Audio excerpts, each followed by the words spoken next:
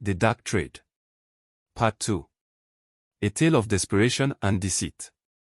Jibola arrived the city the next day, after several hours on the road.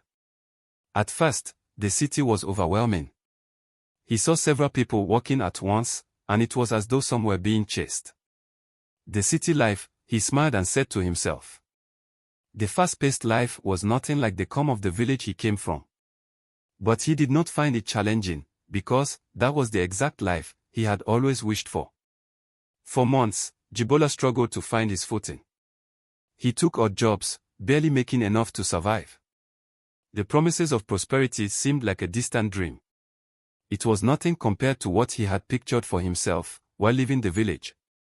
Desperation began to set in. He needed more than just survival, he wanted wealth, respect, and a better life. One fateful day, Jibola met a man named Sodiq, who seemed to have everything he desired. Sodiq was a successful trader with a thriving business. He took Jibola under his wing, teaching him the ropes of the trade. For a while, things seemed to be looking up. Jibola was making money, and he finally felt like he was on the path to success. However, Sodiq had a dark side he introduced Jibola to. A world of greed and deceit.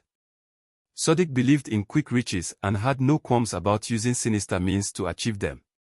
He whispered tales of rituals and sacrifices, promising immense wealth in return. Jibola, desperate and blinded by ambition, listened. The first time Sodiq talked to Jibola about his dark secret, he was hesitant. The idea of sacrificing another human being was horrifying, but Sodiq's words were persuasive. It's just a small price to pay for a lifetime of wealth, Sodiq had said. We call it the dark trade. He added persuasively. The ritual required young boys, and Jibola knew where he could easily find them.